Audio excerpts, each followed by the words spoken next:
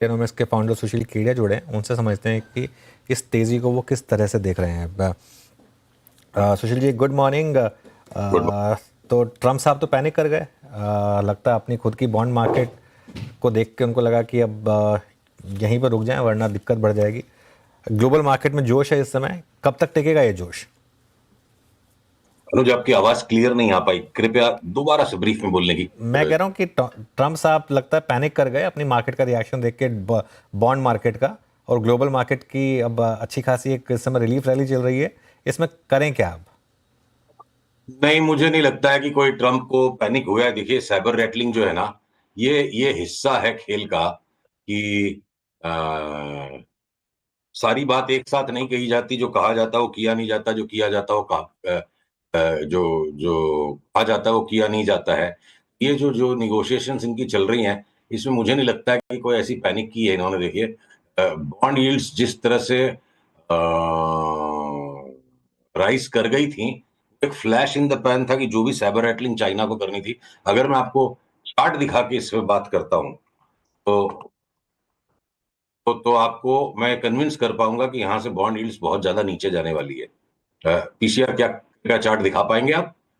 देखिए मेरे स्क्रीन पे 10 ईयर बॉन्ड यील्ड की जो चार्ट, ये जो स्पाइक आया ना, ये जो लो था, इरेगुलर बी वेव लो हम कहते हैं। मेरे को लगता है ये जो स्पाइक हो चुका, यहाँ से बॉन्ड यील्ड को वापस 3.7 3.5 तक की तरफ जाने के लिए चार्ट खुल चुकी है। तो हम पैनिक कर गया, बॉन्ड यील्ड की चार्ट से नहीं लगता है। संसार पैनिक कर गया और ट्रम्प शांत रहा, मैं ये बोलूंगा। मेरे को लगता है अभी बॉन्ड यील्ड यहाँ से नीचे जाएगी और यूएस मार्केट्स की रैली में अभी भी कुछ कदम है। अगला वीक हो सकता है पूरा रैली में गुजरे, but final bottom stock market का हो गया। ऐसे पैटर्न्स वर्ल्ड की किसी भी इंडेक्स पे नहीं मिल रहे हैं, और फाइनल बॉटम पिछले बॉटम से कोई सिग्निफिकेंटली नीचे है, ऐसे पैटर्न्स भी नहीं मिल रहे हैं।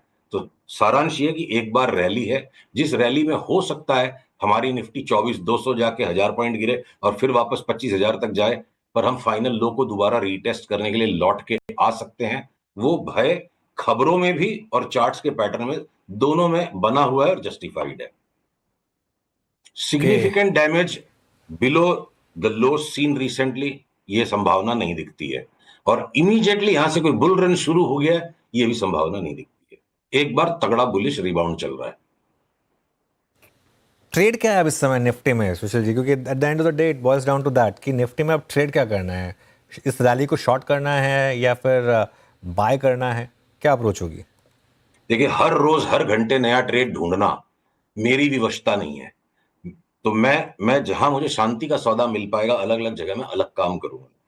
तो अगर भारतीय टेलीकॉम में और इंडस टावर में अब शॉर्ट सेल सिग्नल बनने की संभावना बन गई और हम वहां पे उन्हें शॉर्ट करेंगे, और अगर टाटा कंज्यूमर के अंदर में एक बार काफी लिफ्ट ऑफ आ गया और 150-200 पॉइंट की 150-200 रुपए की करेक्शन आ सकती है, तो वहां हम टेक प्रॉफिट कर लेंगे। पर हम हिंदुस्तान लीवर के 100 शेयर नहीं बेचेंगे, कोलगेट बल्कि और ले लेंगे। अगर हम वरुण बेवरेजेस में आज नया बाई आ गया और पूरी कंज्यूमर थीम जो सेफ हेवन होता है, तो उसमें डीमार्ट भी इंक्लूडेड है, जहां पी रेशियोज के ऊपर बहस नहीं हो पाएगी। इस भय के वातावरण में ये बहस तो हो नहीं सकती ना कि लीवर का 10 पी रेशियो कम जस्टिफाइड है या 10 ज्यादा जस्टिफाइड है। ये बियॉन्ड पी रेशियो वाले जो स्टॉक्स है, सेफ हेवन, ये सब मेरे को लग रहा है मार्केट की रैली को लीड कर रहे हैं अक्रॉस द बोर्ड। तो आज अगर वरुण बेवरेजेस में बाई आ गया, तो मैं इस तरह के स्टॉक्स में बाई करूंगा। और अगर निफ्टी इस तरह 400-400 500-500 पॉइंट गैप अप खुले और आज का आज में निफ्टी में कोई ट्रेड ढूंढूं, तो मेरे लिए वायबल नहीं है। अलग अलग जगह पे जहां अलग अलग बातें हैं, वैसा काम हमें करना पड़ेगा। तो इस समय आपके टॉप लॉन्ग और टॉप शॉर्ट आइडियाज क्या होंगे अपार्ट फ्रॉम जो आपने डिस्कस करे? Top longs for the time being, चूंकि हम वीक टू वीक बात करते हैं, तो सारे कंज्यूमर थीम के स्टॉक्स पे बने रहें। और आज नया बाई वरुण बेवरेजेस में फर्दर आ गया। प्रीवियस डे के हाई को आप स्टॉप लॉस बना के रखिए। हम मीडियम टर्म के टारगेट से एकदम इमीडिएटली वीक टू वीक में नहीं, तो बॉस्क एक साइड में भी आज वापस एक नया बाई ट्रिगर हुआ है पुराने बाई के सामने। तो सिलेक्टेड ऑटो एंसिलरी स्टॉक्स में बहुत बड़ी चाल दिख रही है, जिनको आज यहां से लेना चाहिए। सीएट टायर्स, एमआरएफ, ये सब डिलीवरी के ट्रेड्स हैं। अभी कुछ समय पहले अगर रियल एस्टेट की बात हो रही थी कि बॉम्बे का रियल एस्टेट मार्केट सैचुरेटेड लग रहा है, वो काफी टाइम से लग रहा है। तो स्टॉक चार्ट्स जो है उनकी पोजीशनिंग अलग है। मतलब बिल्कुल lock in step with underlying real estate prices या सेल्स नंबर से स्टॉक प्राइसेस नहीं चलते हैं। सब्सटेंशियल करेक्शन उनमें हो चुका है। मैं ये नहीं कह रहा कि डीएलएफ और Godrej properties immediately next week भाग जाएंगे, डिलीवरी उठा के बैठने वाले आदमी के लिए 1100-1200 रुपए में डीएलएफ बेचने के इरादे से ये बहुत ही कंफर्टेबल जोन है, जहां डीएलएफ जैसा स्टॉक, गॉडरेज प्रॉपर्टीज जैसा स्टॉक इनको अक्यूमुलेट किया जाए। तो प्राइवेट सेक्टर बैंक्स के अंदर, और मैं एसबीआई को भी प्राइवेट सेक्टर में ही गिनता हूँ, है public sector ownership, but it's a very smart bank, behaves like a private sector bank. तो एचडीएफसी, आईसीआईसीआई, एसबीआई, एक्सिस, इन सबको हम बेचने के इंतजार में है। अभी एक बार फ्रॉथी अपमूव का लास्ट लास्ट पोर्शन चल रहा है। तो प्राइवेट बैंक्स को जब भी सेल सिग्नल आएगा बेचेंगे, टेलीकॉम को बेचेंगे, कंज्यूमर स्टोरीज में एट मैक्सिमम हम टेक प्रॉफिट करके पुल बैक में वापस लेने के लिए खड़े हो जाएंगे, शॉर्ट वॉट नहीं करेंगे। और ऑटो एंसिलरीज के अंदर में एक बार हम फिलहाल बाइंग करेंगे। तो ये हमारे इस वक्त के कुछ सेक्टर स्प्रेड्स हैं। और ब्रॉडली स्पीकिंग अनुज, निफ्टी के अंदर में भी अगर है ना, तो अभी 23,350 जैसे आ गया, आज का जो हाई है उसको क्रॉस करे वापस एक बार 24,200 तक का दांव लग सकता है। तो तो तो 24,200 के आसपास की जोन के बाद हम रिव्यू करेंगे कि क्या पता है वापस 23,000 के नीचे जाने वाली मूव आती है कि नहीं आती है। 1000 पॉइंट एक करेक्शन देके 25,000 तक की रैली संभव है। और जो मेरा 30-32 हजार वाला कॉल था वो फिलहाल के लिए पोस्टपोन्ड है। 25,000 जाके वापस अगर निफ्टी 22,000 आ जाएगी तो मैं 30,000 के लिए घर में माल लेके बैठा नहीं रहूंगा। ठीक बात है। अच्छा, ये टाटा मोटर्स, मदरसन, इन सब के चार्ट्स क्या कह रहे हैं?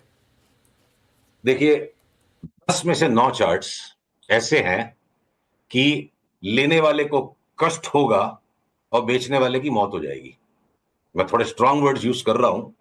जब भी ये बाजार का रिजोल्यूशन आ जाएगा अचानक, ये तेजी इतनी जोर की ऊपर भाग सकती है कि यहाँ शॉर्ट सेलर एडवेंचरस ही नहीं है, वो बिल्कुल मूर्खतापूर्ण काम होगा। जब तक आदमी बिल्कुल मंझा हुआ शॉर्ट सेलर नहीं है और बहुत छोटी पोजीशंस को डे ट्रेडिंग नहीं कर रहा है, ये सब्सटैंशियल शॉर्ट पोजीशंस को कैरी करना और वो वाले स्टैंड लेना गलत हो जाएगा। और कष्ट लेने वाले को इसलिए कि रेगुलर मार्केट नहीं है। जब रेगुलर ट्रेंडिंग मार्केट होता है तो आप 1%, 2%, 2.5% तक के स्टॉप लॉस बना के ट्रेंड में जब काम करते हो, ट्रेंड नहीं है बाजार, बहुत ऊपर की बड़ी बड़ी जंप और नीचे की जंप लेता है, 500-500 point gap up gap down अभी भी हो रहा है बाजार में। पर अगर कोई निवेशक है और उसको ये रोज का सट्टा नहीं करना और उसको ये लिवरेज का और मार्क टू मार्केट का हेडेक नहीं है, तो यहां घूम फिर के किसी दिन कुछ ले लो, किसी दिन कुछ ले लो, ये बाइंग जोन में है बाजार। अगर हम साल भर का पर्सपेक्टिव लेते हैं, वो महीने भर की ट्रेडिंग करने में लेने वाले को चोट लगेगी और बेचने वाले की पैंट उतरेगी। गोल्ड और सिल्वर के चार्ट्स क्या बता रहे हैं अब आपको इस समय, और क्या इस समय इन पर आपका व्यू रहेगा? सिल्वर देखिए, बिल्कुल ये चार्ट को हम खोल लेते हैं आपके सामने। और अगर सिल्वर की चार्ट में देखिए, जैसे ये जाएगा $32 के नीचे, सिल्वर हम शॉर्ट सेल कर देंगे। या इस तरह के चढ़े हुए भाव में लेने का मतलब नहीं है। तो राइजिंग वेज ट्रायंगल है, हर बढ़ती चीज को लेके कमा लेंगे, ये मन का भ्रम है।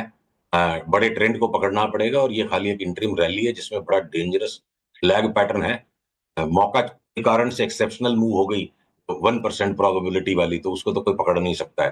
अगर पैटर्न्स के हिसाब से और स्टडीज के हिसाब से चले, लोअर येलो लाइन के ब्रेक होने का इंतजार करना चाहिए।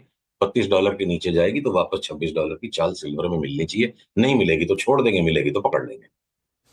और डॉलर का चार्ट क्या कह रहा है, डॉलर इंडेक्स का? डॉलर इंडेक्स देखिए, बहुत बारीक सवाल है और आई एम ग्लैड आपने पूछ लिया। डॉलर इंडेक्स के बारे में बहुत इंपॉर्टेंट 2 बातें आपके दर्शकों को आज मैं बताना चाहूंगा। नॉर्मली देखिए, डॉलर का और स्टॉक मार्केट का पॉजिटिव कोरिलेशन रहता है, नेगेटिव कोरिलेशन रहता है कि जब जब डॉलर इंडेक्स गिरने वाला और स्टॉक मार्केट में हम तेजी का दांव लगाते हैं, तो अपनी बात भी हुई थी कि यहाँ से डॉलर इंडेक्स 101 तक चला जाए, उसको भी तोड़ करके 99 तक जो आ गया, एक्सट्रीम ओवरसोल्ड है।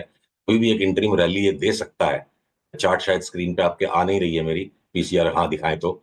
मैं 2 बातें आपको बताना चाहता हूं। देखिए, ये क्वांटिटेटिव फाइनेंस भी है ना, यहां पर भी कल्चरल प्रैक्टिसेस, एजम्पशंस और डिस्क्रेशन आता है। सब कुछ अगर मैकेनिकली और क्वांटिटेटिव हो जाता तो इंसानों की जरूरत स्टॉक मार्केट से खत्म हो जाती, कंप्यूटर के मॉडल्स आपस में ट्रेडिंग कर रहे होते, जो आज तक हुआ नहीं, फ्यूचर में भी नहीं होगा।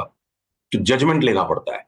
तो जब जब यूएस इकोनॉमी पैरामाउंट फैक्टर होता है, सबसे talk of the town, most important macro theme जब यूएस इकोनॉमी होती है, एक्सेप्शनली स्ट्रांग यूएस इकोनॉमी है या एक्सेप्शनली वीक यूएस इकोनॉमी है, उस टाइम डॉलर इंडेक्स और स्टॉक मार्केट का पॉजिटिव कोरिलेशन हो जाता है, जो चीजों को समझ से बाहर कर देता है।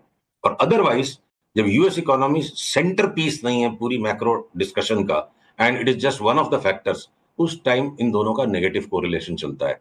तो अगर रिसेशन फियर्स और ये ट्रेड वॉर को लेके यूएस इकोनॉमी इतनी बड़ी कंसर्न बन गया तो डॉलर इंडेक्स का स्टॉक मार्केट का दोनों का साथ गिरना बिल्कुल आश्चर्यजनक नहीं होना चाहिए। तो यहां से हम देख रहे हैं एक बार 105 तक की एक रैली वापस बन सकती है, और उसका मतलब ये नहीं कि स्टॉक मार्केट गिर ही जाएगा। ये अनहोनी घटनाएं हो रही है, अनयूजुअल मार्केट है, तो अनयूजुअल इंटरप्रिटेशंस और अनयूजुअल चार्ट्स के साथ हमें जीना पड़ेगा। सुशील जी बहुत बहुत शुक्रिया आज हमारे साथ जुड़ने के लिए। अगले मंगलवार फिर बात करेंगे आपसे।